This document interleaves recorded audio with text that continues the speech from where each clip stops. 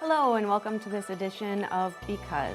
I'm Pat Casler, Communications Director for the Schaumburg Park District, and today I'm standing in for our Executive Director, Tony LaFrenere.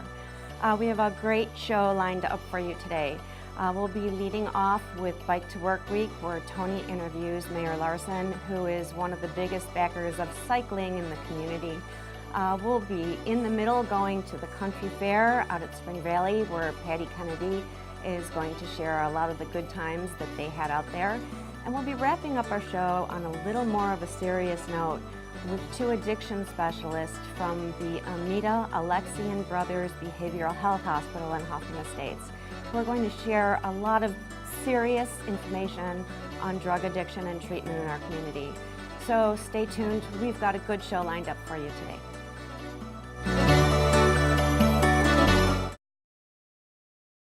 Hi, my name is Lex, and I take time for fun by playing soccer. WSPD, your place to take time for fun.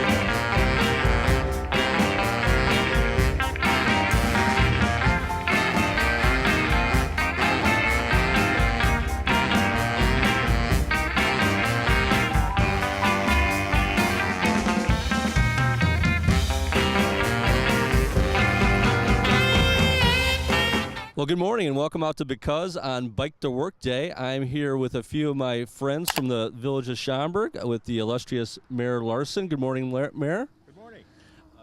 Kegarise from the Schaumburg School Park District 54. Good morning. And then near and dear to my own heart, one of our commissioners from the Park Board, Bob Schmidt. Oh, that's Bob Schmidt. Yeah, that's what he looks like. You've heard stories about him, but now you know. Really? He's not an enigma. I can't tell a story. So all of you have been around the village for just a couple years now. Let's go through the list here. How many Bike to Work days have you been involved with, Mayor Larson? 31. Here, go ahead. Well, thank you. I know you're more comfortable with the mic. But, where's Mike, by the way? I haven't seen him in years. No, this is a great example of governmental cooperation between the Park District, the village, and the school board. Shar here is actively involved in District 54. Is that correct, Shar? Yes, I am. 24 years. And it's a major component of this bikeway system that we have in Schaumburg. This 90 miles of bike path on street and off street is a good example of cooperation is Shar Kegarise. And we have Bob Schmidt here, who he'd like to be chair of the Bikeways Committee. I'm still considering. That's why they're on opposite ends this morning. We have that going, haven't we? And now I'd like to introduce Bob Schmidt, who is on the Park Board. Is that correct, Bob? Correct. And you're on some other boards too, aren't you? Yeah. I'm on the Bikeways Commission, and I'm also on the Sister Cities Commission. And I've been doing this probably about 6-7 years now. And again, we're real happy with the cooperation we have between the village, the school board, and the Park District. It's really nice to see all the cooperation that we have. And here's Tony. Yeah, back to me. And just to comment on that, I think one of the things about having grown up in Schaumburg and living and raising my family in Schaumburg, I think one of the things that comes to mind is community and seeing the members from 3 different agencies here. I think all we need is District 211 in the library district here this morning, and we'd have everybody. But I think that's really what makes it a unique and special place, having all the governmental entities work together to create a great community and do what's in the best interest for the residents all the time. We have another village Park District event coming up this Sunday. Do you want to talk about that? Fraud Tour von Schaumburg, a way to show the tremendous bikeway system that we have here in the village. You don't see how beautiful the town is until you can get out there on a bicycle and ride through some of the beautiful parks that you have, and it's just I encourage everybody to come out to Fraud Tour von Schaumburg. It's not as German as you think. So don't be afraid. Yeah, thanks for touching base on that cooperative event we have come up on Sunday. And, I think the mayor's right. We have a beautiful community. Take time to bike. We have a slogan at the Park District, take time for fun. Take time to bike. Get out there on the bikes. Use the pathways that the village is providing and the paths that go right through our parks. Get out there, take time to bike. You'll have fun with it, and you'll realize what a great community we live in. Well, thank you all for being a part of Because. Great for the whole family. Great for all the family. All family. Well, great. We'll be right back after these messages.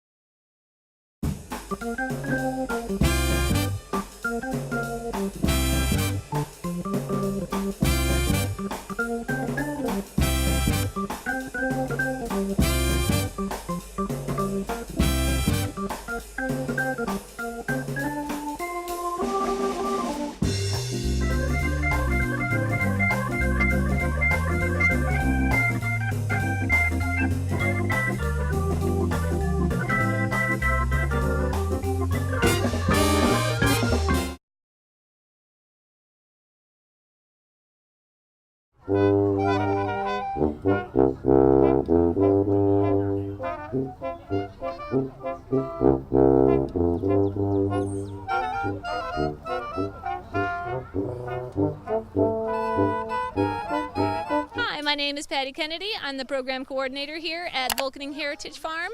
Welcome to our Spring Valley Country Fair. It's a little warm today, but it's a fun one, and we're excited to be out here. So come join us. Hello, I'm here with Dan Shannenberg today. He is the director of the Arlington Heights Historical Society.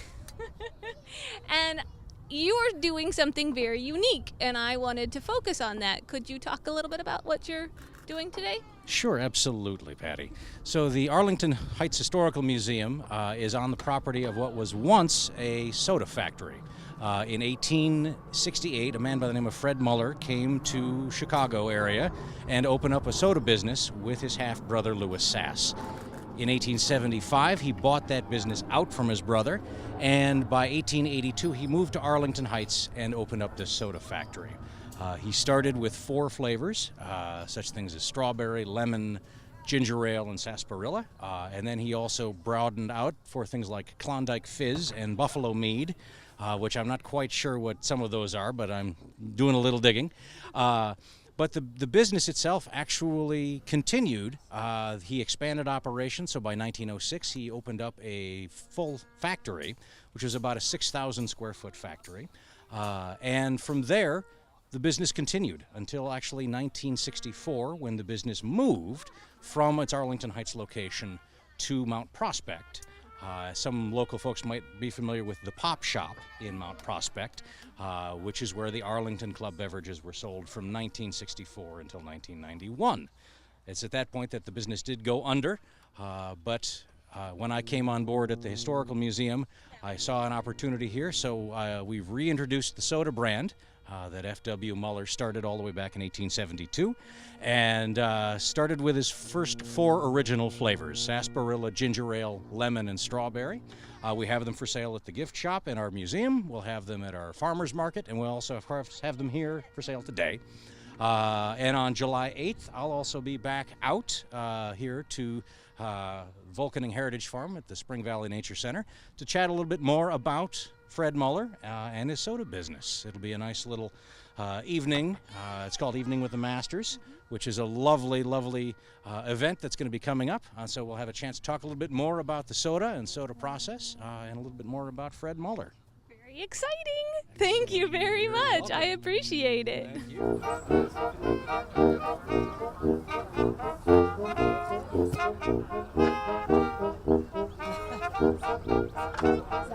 Okay, hi, how are you today? What are your names? Kennedy and Riley. Kennedy. My last name is Kennedy. That's pretty exciting. Well, it's nice to meet you both. Now today you guys got to try our new Arlington Club beverage sodas, right? Yes. Yeah. And there's strawberry flavor that you tried? Yes. Was it good? Yes. Good deal. Now you also, I think I saw you at the medicine show, is that right? Yes. Awesome. So what do you think? It was good. It was good. Yeah. Have a fun time. Yeah. Good deal. Have you done anything else? We played games. We went to the bake sale. Very good. Did you buy stuff? Oh, you did, didn't you? You bought stuff, right? You bought the donuts, right? No? I thought I saw you with cookies? No? That No? was from It's okay. It's okay.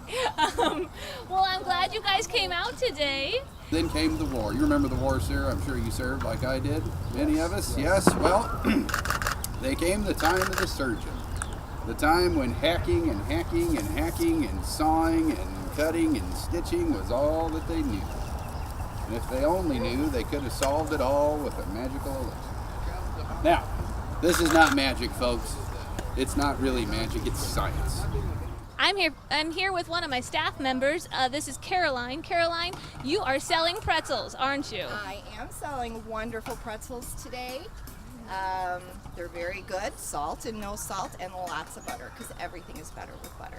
This is true. We actually have a drop-in program called Everything Better with Butter. Absolutely. So I completely understand that one. Well, so what do you think of today? Today is absolutely wonderful, nice and warm. People are out. There is so much to see and so much to do. So it's a beautiful day here today. Good deal. And we're doing it again tomorrow, right? We are, and it's the temperature is going to be awesome tomorrow as well. Sun's going to be shining. We're all going to be here, so you need to join us. This is good fun.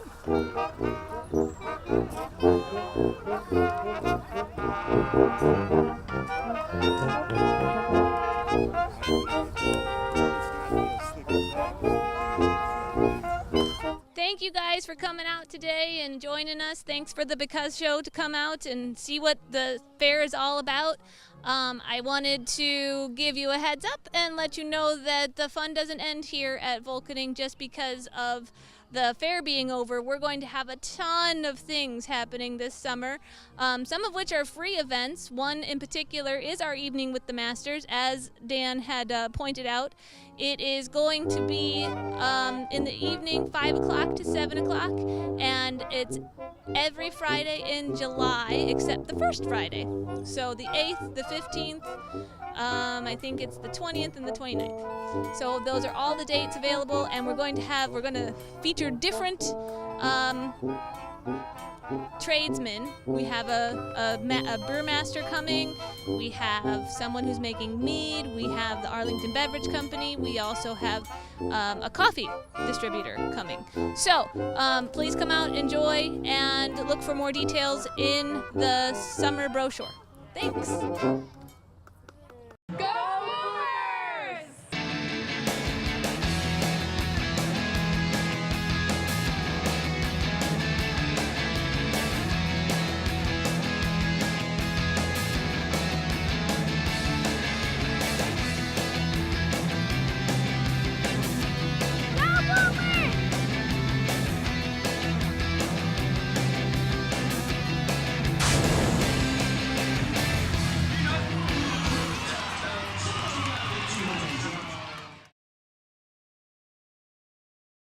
Hello and welcome back to Because. We're here today with two doctors from Amita's Alexian Brothers Behavioral Health Hospital who are going to talk with us about a topic that's been in the news lately, especially with some high-profile deaths from opioids. Welcome, doctors, and could you introduce yourself, please? Of course. My name is Dr. Sarah Briley. I am the clinical director for the addiction service line at Amita Health Alexian Brothers Behavioral Health Hospital. I've been with Alexian Brothers for the past 13 years. I've been working in the field of addictions for about 15 years. My specialty, of course, is addictions treatment, also treatment of millennial patients, and we're very excited about some new opportunities that will be opening up in the system. Good morning there. My name is Dr. Syed. I am a psychiatrist with subspecialty training in addiction psychiatry. I have been with Amita now for about 6 years, and I work in our chemical dependency department within the health system. Welcome to Because Show. We're so glad that you could be here today. This is more of a serious topic than we usually cover on Because, but we're very grateful that you could be here today to share the information with us. Sure. For people battling addiction, what sorts of treatments are available at the hospital?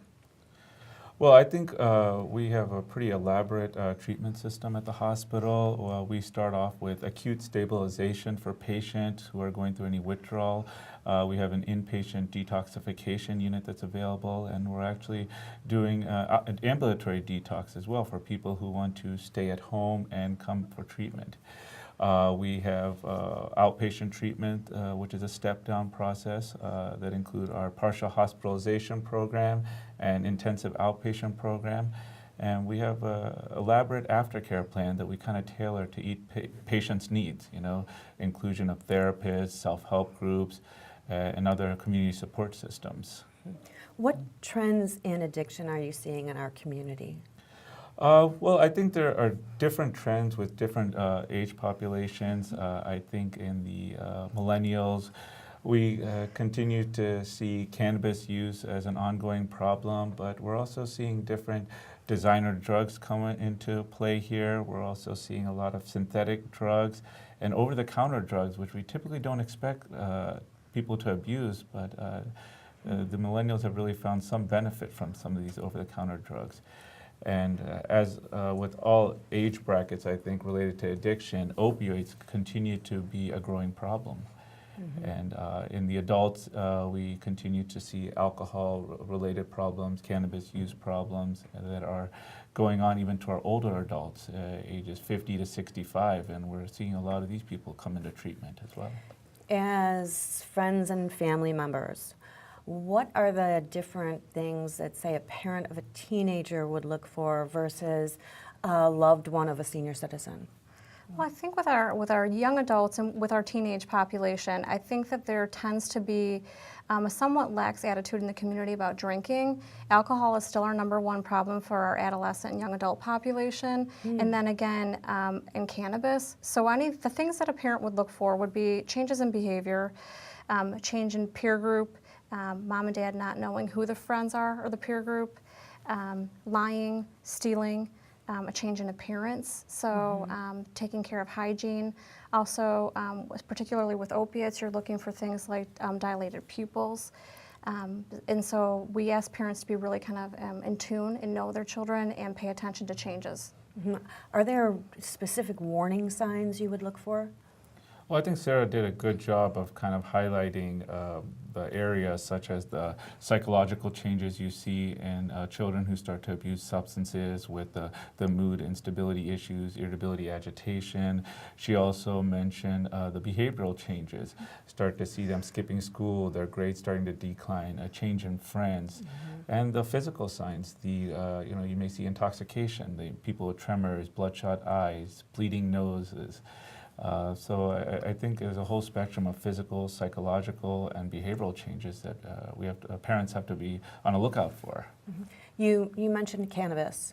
With the legalization of medical cannabis in Illinois, how does that affect what's going on in our community and treatments?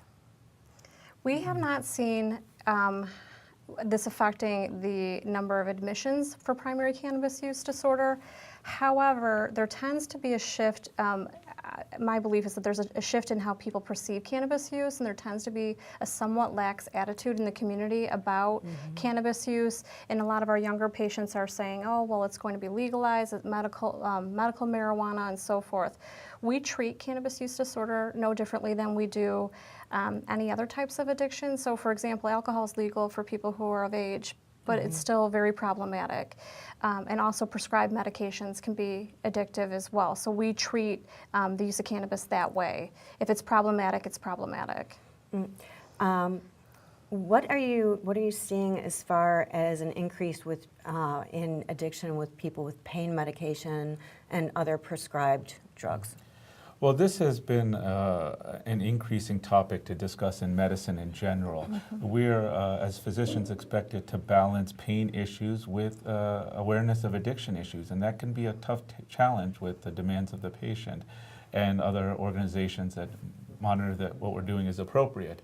So we are seeing an increase in pain medication usage chronically for various medical issues, and this is starting to show more problems in adults now who are not getting enough pain medication from pain relief with their pain medication and starting to transition to heavier drugs or other drugs or so-called buying off the streets to supplement their supply. For an individual, what would the warning signs be that maybe those prescribed drugs had become a problem? Well, I think some of the early warning signs seems to be if you have someone who is running out of their prescription early, they're trying to get refills sooner, if they're going to multiple doctors to get pain medication, and if you start to see mood issues and behavioral issues as patients are using these medications faster. There's been a lot of publicity about the antidote to opioid overdose.